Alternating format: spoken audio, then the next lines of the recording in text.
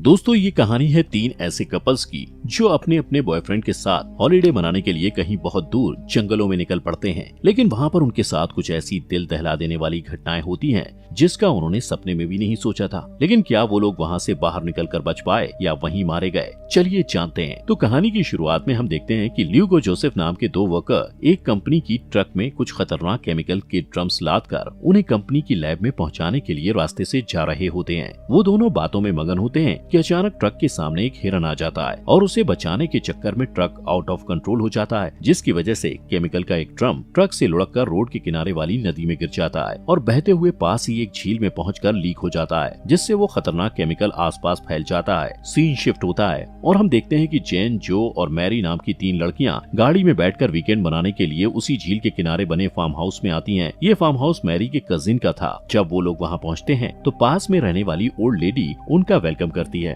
और किसी दिन उन्हें उनके यहाँ ब्रेकफास्ट पर आने के लिए कहती है। घर के अंदर पहुंचकर जेन अपने बॉयफ्रेंड सैम को मैसेज करना चाहती है पर फोन में नेटवर्क नहीं आता। मैरी उसे सैम से बात करने से मना करती है। मैरी कहती है कि हम यहाँ ट्रिप पर आए ताकि इन सब चीजों से दूर रह सकें। तभी जो आती है और नेटवर्क न होने के कारण वो भी अपसेट दिखती है। तब मैरी उन दोनों को समझाती है कि वो सब यहाँ वीकेंड बनाने आए हैं और साथ में टाइम स्पेंड करने आए, इसलिए उन्हें फोन चलाने या अपने बॉयफ्रेंड से बात करने के लिए परेशान नहीं होना चाहिए। इसके बाद वो तीनों स्विम करने झील पर जाती हैं। जब वो झील किनारे धूप ले रही होती हैं तो उन्हें वीवर के लिए बनाया हुआ लकड़ी का डैम दिखाई देता है। वो स्विम करती हुई डैम के पास जाती हैं ताकि उन्हें वहाँ कोई वीवर दिख जाए, पर वहाँ कोई वीवर नहीं दिखता। लेकिन लड़कियों पर ग्रीन कलर के कुछ निशान दिखते हैं। उन्हें कुछ समझ नहीं आता और वो वापस किनारे की तरफ आ जाती हैं। तभी उन्हें झील के बाहर एक बड़ा भालू दिखता है जिससे वो डर जाती हैं। उसी वक्त वहाँ एक शिकारी आता है जिसका नाम स्मिथ था और वो अपनी गन से इस भालू को डराकर वहाँ से भगा देता है। फिर उनसे पूछता है कि वो लोग यहाँ क्या करने आए थे। जवाब में जेन कहती है कि वो बीवर को देखने आए थे लेकिन उन्हें कोई बीवर नहीं दिखा। स्मिथ उनसे कहता है कि उन्हें जानवरों से दूर रहना चाहिए क्योंकि अगर उन्होंने किसी जानवर के साथ छेड़छाड़ की तो जानवर उन पर हमला कर देंगे। उसके बाद स्मिथ उन्हें पूरे कपड़े पहनने के लिए कहता है और वहाँ से चला जाता है। रात में लड़कियाँ केविन पर एक गेम खेलते हुए बियर पीती हैं, साथ में पॉपकॉर्न खाती हैं। वो लोग एंजॉय कर रही होती हैं। तभी उन्हें बाहर से कुछ अजीब आवाजें सुनाई देती हैं। जो चेक करने के लिए बाहर जाती है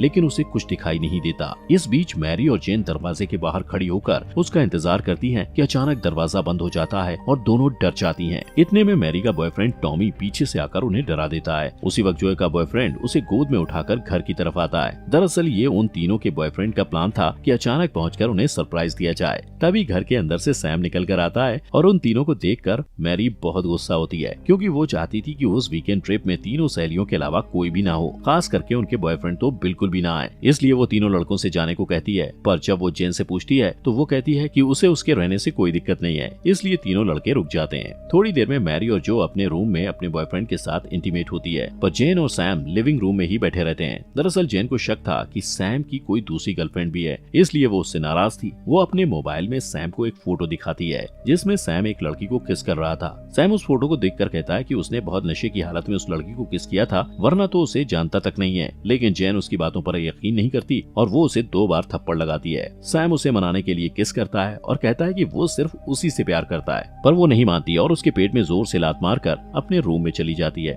थोड़ी देर बाद वो नहाने के लिए बाथरूम में जाती है लेकिन उसे बाथटब में कुछ अजीब सी आवाज सुनाई देती है जिसे वो बग का कोई मजाक समझकर इग्नोर कर देती है। लेकिन जैसे ही वो बाथटब में जाने के लिए पर्दा हटाती है उसे बाथटब में एक बीवर बैठा दिखाई देता है जो उस पर अटैक करने वाला था। वो डर कर बाथरूम से निकल जाती है और लिविंग रूम में रोते रोते सैम को बताने की कोशिश करती है। इतने में शोर सुनकर बाकी लोग भी अपने कमरों से आ जाते हैं। वो सबको बताती है कि उसने बाथरूम में एक बीवर देखा है, तो सब उसका मजाक उड़ाने लगते हैं। तब वो नाराज होकर सबसे बाथरूम में जाकर देखने को कहती है। सारे फ्रेंड्स बाथरूम में जाते हैं। सैम सबसे आगे था। उसके हाथ में बैट होने के बावजूद वो नर्वस लग रहा था। टॉमी उसके हाथों से बैट ले लेता है पर उसे बीवर दिखाई नहीं देता और बक मजाक उड़ाने लगता है कि तभी अचानक बीवर निकलता है जिसकी वजह से बक हड़बड़ाकर जमीन पर गिर जाता है। टॉमी उस बीवर को बैट से मार डालता है, फिर उसे एक प्लास्टिक बैग में भरकर घर के बाहर फेंक देता है। फिर सब लिविंग रूम में बैठकर बीवर के बारे में बात करते हैं कि वो घर के अंदर कैसे आया। सबकी राय थी कि वो एक नॉर्मल बीवर था जो खाने की तलाश में आया होगा, जबकि मैरी और जेन का मानना था कि वो नॉर्मल बीवर नहीं था क्योंकि उसने जेन पर हमला करने की कोशिश की थी।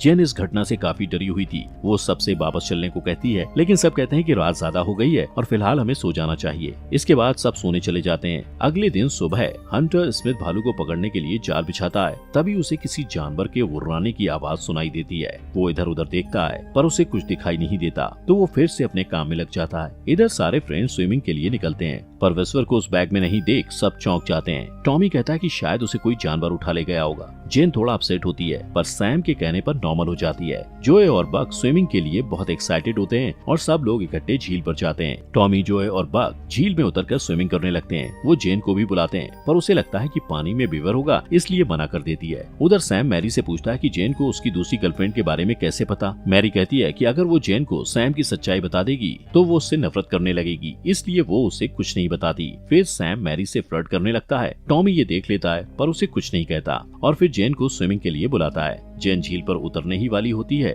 कि तभी झील के अंदर बक के पैर में बीवर काट लेता है और टॉमी को भी हल्की सी खरोंच लगती है। सब लोग डर कर किनारे की तरफ आते हैं। इतने में एक बीवर बक के कंधे पर काटता है। टॉमी अपने दोस्त को बचाने के लिए उस बीवर को पकड़कर दूर फेंक देता है। मैरी हैरान होती है क्योंकि बीवर किसी इंसान पर अटैक नहीं करते, पर उनके पास सोचने का टाइम नहीं था क्योंकि बक का काफी खून बह चुका था। टॉमी खून का बहना रोकने के लिए उसके जख्म पर जोए के डॉग का सुसु लगाकर पट्टी बांध देता है। इस बीच जेन दौड़कर केबिन में जाती है ताकि फोन लगाकर किसी को बुला सके, पर वो देखती है कि बीवर्स ने लैंडलाइन कनेक्शन को काट डाला था। तभी वो बीवर जिसे टिमी ने पिछली रात बैट से मारा था, जेन के पैर को काटने की कोशिश करता है, पर जेन फुर्ती से उसे उठाकर फेंक देती है और एक चाकू उठाकर टेबल पर चढ़ जाती है। उधर झील किनारे ढेर सारे बीवर्स उन सबको घेर लेते हैं। बचने का कोई रास्ता नहीं देखकर सैम जोए के डॉग को पानी में फेंक देता है और सारे बीवर्स उस डॉग के पीछे पड़ जाते हैं और सारे फ्रेंड जल्दी से तैरकर झील के बाहर निकल आते हैं। जोए अपने डॉग को बीवर्स का शिकार होते देखकर रोने लगती है। उधर किचन में बीवर के अटैक से बचते हुए जेन उस पर चाकू से वार करती है और उसको मारकर अपने दोस्तों के अंदर आने के लिए दरवाजा खोल देती है। सब लोग इस बात से परेशान होते हैं कि आखिर टॉमी के हाथों मरा हुआ बीवर जिंदा कैसे हो सकता है। तब जेन कहती है कि असल में वो बीवर ठीक से मरा ही नहीं था। इस पर सैम किचन से चाकू लाकर उस बीवर का गला काट देता है। इस बीच टॉमी फोन के कनेक्शन को चेक करता है, पर उसे खराब देखकर निराश हो जाता है। जोए सैम पर गुस्सा होती है कि उसके डॉग को मरने के लिए बीवर के हवाले किया गया था।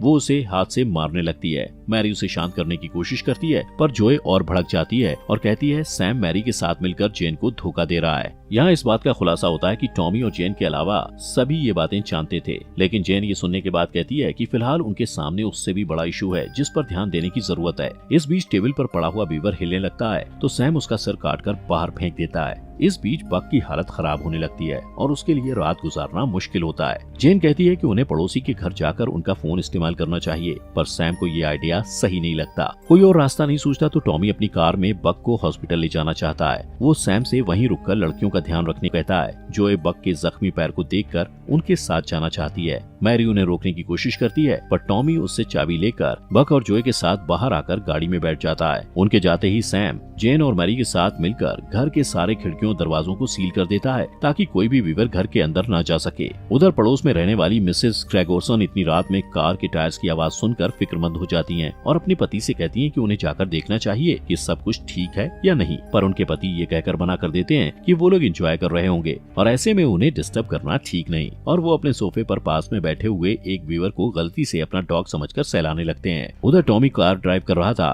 कि उसे सामने कुछ पेड़ गिरे हुए दिखाई देते हैं। वो परेशान हो जाता है और उसे लगता है कि ये सब उन्हीं वीवर्स की वजह से हो रहा था। तभी उसकी नजर पास में खड़े एक ट्रक पर पड़ती है। वो जल्दी से उस ट्रक में जाकर देखता है। उसे वहाँ एक कुल्हाड़ी और कुछ गन्स मिलती हैं। वो कुल्हाड़ी जोए को देकर उसे केबिन में वापस जाने को कहता है और खुद पैदल चलकर कहीं से मदद मांगने का प्लान बनाता है। पर तभी एक पेड़ जिसे वीवर्स ने काट कर खोखला कर दिया था टॉमी के ऊपर गिरता है और वो तुरंत मर जाता है। जोए अपने दोस्त को मरा हुआ देखकर रोने लगती है कि अचानक एक वीवर उस पर अटैक करने वाला होता है, पर तभी स्मिथ वहाँ पहुँचता है और अपनी गन से वीवर को शूट कर देता है। फिर वो जोए और बक को अपनी ट्रक पर बिठाकर उन्हें वापस उनके केबिन की तरफ ले जाता है। इधर सैम, जेन और मैरी केबिन को पूरी तरह से बंद करने में बिजी होते हैं, जबकि वीवर्स केबिन के अंदर घुसने की जी तोड़ कोशिश करते हैं। पर जैसे ही स्मिथ जोए और बक के साथ आता है, सारे वीवर्स भाग जाते हैं। सैम और लड़कियों ने अंदर आने के सारे रास्ते ब्लॉक कर दिए थे, इसलिए अब उन्हें अपने दोस्तों के लिए फिर से खोलने में दिक्कत हो रही थी। इस बीच सारे वीवर्स भी वापस आ जाते हैं और मजबूरन जोए और बक को स्मिथ के साथ अपने पड़ोसी ग्रेगोरसन के यहाँ जाना पड़ता है। पर वहाँ जाकर उन्हें पता चलता है कि मिस्टर ग्रेगरसन मर चुके हैं और बीवर्स ने फोन लाइन को भी काट दिया है। इधर मैरी बीवर्स के बारे में एक बुक पढ़ती है और सैम उसे ज़ॉम्बी बीवर्स के बारे में पढ़ने को कहता है,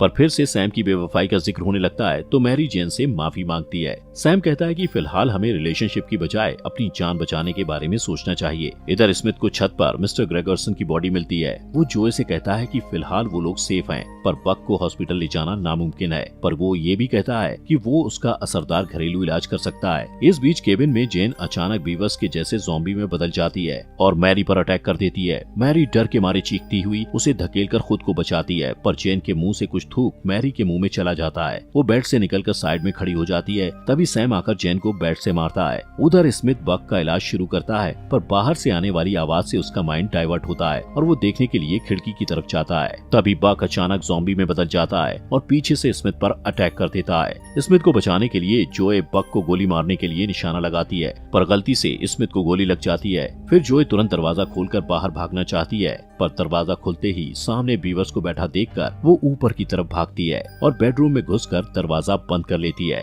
लेकिन तभी ज़ॉम्बी बनी हुई मिसेस ग्रेगरसन पीछे से उसके बाल पकड़ लेती हैं। जोए खुद को बचाने के लिए उसे शूट करना चाहती है, पर बंदूक में गोली खत्म हो चुकी थी, इसलिए वो खिड़की से कूद जाती है और जमीन पर गिरते ही बेहोश हो जाती है। इधर मैरी सैम से कहती है कि बीवर्स जिसे भी काटते हैं उन्हें कोई वायरस इन्फेक्शन हो जाता है, जिसकी वजह से वो लोग ज़ॉम्बी में बदल जाते हैं। जेन के साथ भी यही हुआ था। इस बीच सारे बीवर्स जमीन के रास्ते केबिन में घुसने की कोशिश करते हैं। सैम अपने बैट से उन्हें मारने की कोशिश करता है। एक बीवर उसके बैट को चबा जाता है, लेकिन सैम उस टूटे हुए बैट को तलवार की तरह इस्तेमाल करके उस बीवर को मार डालता है, जबकि मैरी हथौड़े से बीवर्स के सिर पर वार करती है। वहाँ चारों तरफ बीवर्स मौजूद थे, इसलिए दोनों बाथरूम में घुसकर खुद को लॉक कर लेते हैं। फिर दोनों एक दूसरे की बॉडी चेक करते हैं ताकि कंफर्म कर सकें कि उन्हें कोई खरोंच तो नहीं लगी, लेकिन कपड़े उतार देने के बाद वो खुद पर कंट्रोल नहीं कर पाते और इंटीमेट हो जाते हैं। इस बीच बीवर कुछ इलेक्ट्रिक वायर्स को चबा लेता है, जिससे पूरे केबिन में आग लग जाती है। तभी अचानक जेन बाथरूम के अंदर घुसकर सैम के प्राइवेट पार्ट को काट लेती है। ये देखकर मैरी तुरंत वहाँ से भागती है। जैसे ही वो केबिन से बाहर निकलती है, उसे सामने एक ट्रक दिखाई देता है जिसे जोए चला रही थी। जोए मैरी को ट्रक में बिठाकर तेजी से चलाती है, पर तभी ज़ॉम्बी बना स्मिथ वहाँ पहुँच जाता है और अपनी ही ट्रक पर गोलियां चलाने लगता है, जिससे ट्रक एक पेड़ से टकरा जाता है। दोनों लड़कियां देखती हैं कि बहुत सारे लोग और जानवर भी ज़ॉम्बी बन चुके हैं और उन्हीं की तरफ आ रहे थे,